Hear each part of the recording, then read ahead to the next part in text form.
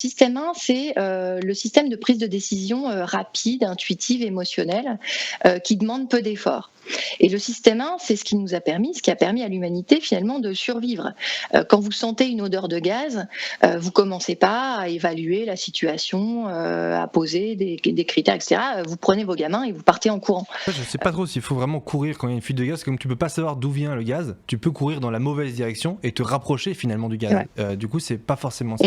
Exactement. Et là, ça nous ramène à nos décisions absurdes. Mais tout à fait, on peut prendre des décisions totalement absurdes qui nous amènent exactement là où on ne veut pas aller. Et puis, on a un autre système de pensée que Kahneman appelle le système 2, qui est plutôt le système de réflexion logique, réfléchi, lent, qui demande beaucoup de concentration et d'attention. Quand on doit résoudre un problème mathématique, en tout cas moi, quand je dois résoudre un problème mathématique, je passe en système 2 immédiatement, ou des problématiques complexes. Et vous comprenez où je veux en venir. La difficulté, c'est que dans bien des situations, pour prendre des décisions, on ne prend pas le temps d'activer le système 2, ou on l'active mal, et c'est surtout le système 1 qui vient nous parasiter. C'est quoi un biais cognitif ? C'est finalement tous les détours faits, opérés par le cerveau pour prendre une décision ou porter un jugement en système 1. Toute la compréhension et la connaissance des biais cognitifs, qui encore une fois sont très intéressants, notamment en management, parce que ça permet d'éclairer.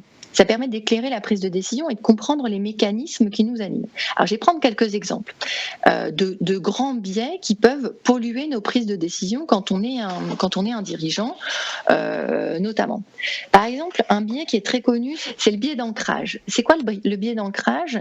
C'est qu'on va être impacté fortement par le premier élément, le premier chiffre, la première interprétation qu'on nous donne. Ça va du coup servir de référence.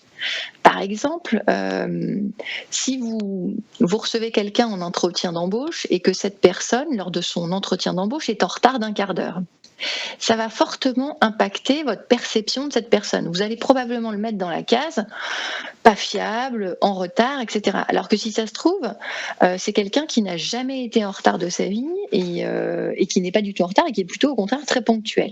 Alors il y a un autre biais qui est hyper intéressant, c'est le biais de confirmation. C'est quoi le biais de confirmation ? C'est qu'on a tendance à privilégier les informations qui vont dans notre sens. C'est le principe même des boucles Facebook. Si vous êtes sur Facebook, vous vous rendez compte que c'est un système en vase clos où vous avez tendance à sortir de vos amis tous les gens qui ne pensent pas comme vous parce qu'ils vous agacent, donc vous les éloignez.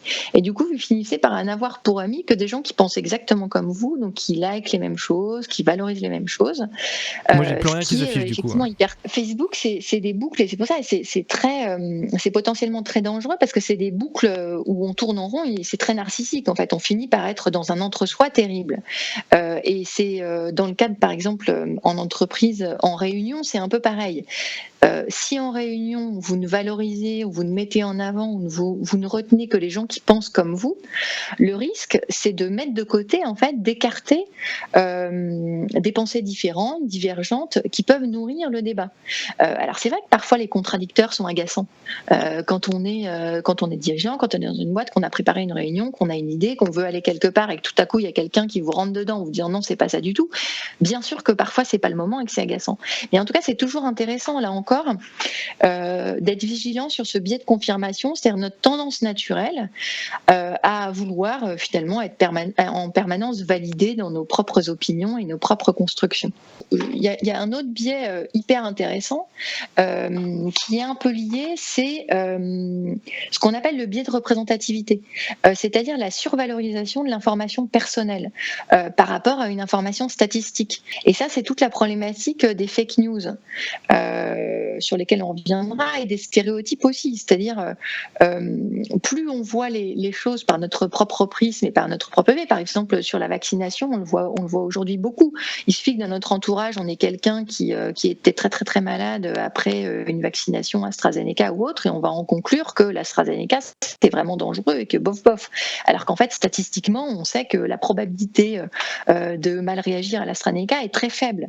Donc l'impact en fait du biais de représentativité peut avoir des conséquences extrêmement néfastes sur des décisions qui vont engager la santé ou d'autres sujets qui concernent une entreprise. plein de fois, tu dois prendre des décisions très rapides. Du coup, tu n'as pas le temps de te poser la question, est-ce que j'ai un biais d'ancrage? Est-ce que j'ai un biais de confirmation? Est-ce que... tu vois, il y en a plein. Non, mais voilà, comment on fait? Est-ce qu'on doit s'habituer à se poser des questions En réalité, c'est assez facile. D'abord parce que c'est assez ludique, hein, c'est plutôt, et puis c'est très déculpabilisant parce que du coup, on arrête de s'auto-flageller en se disant je prends toujours des mauvaises décisions ou j'ai pris une mauvaise décision. On se rend compte que finalement, c'est des choses qui nous dépassent un peu. Donc, commencer à examiner le biais de surconfiance, le biais de l'ego, le biais d'ancrage, etc. Ça nous permet de nous dire, en fait, on est tous soumis au même biais. Donc déjà, c'est plutôt sympa. Et puis une fois qu'on les a identifiés, encore une fois, on les reconnaît très facilement. C'est assez facile quand tout à coup en réunion, on est hyper agacé par quelqu'un qui n'est pas d'accord avec nous, de se dire ah là, tiens. J'ai peut-être un petit biais qui s'enclenche et peut-être que même s'il m'agace, il faut que je l'écoute et que je lui prête un peu attention. Ça peut être intéressant. La morale un peu de l'histoire et de cette émission, c'est que il est très difficile d'être un humain objectif avec nous-mêmes et avec les autres. Il suffit pas d'être volontaire et de se dire je suis quelqu'un de bien, je vais être sincère et objectif. En fait, on peut avec toute la bonne volonté du monde se planter totalement. Exactement. Et moi, je crois pas beaucoup à l'objectivité. D'ailleurs, ça me fait toujours rire quand on parle d'objectivité, de décision objective ou de choix objectif. Je crois que parce qu'on est des êtres humains, on est en permanence subjectif et que tout est toujours subjectif. Un point de vue, une décision, et tant mieux, encore une fois, parce que sinon, ça veut dire qu'on serait des objets, quoi, et on serait plus humain.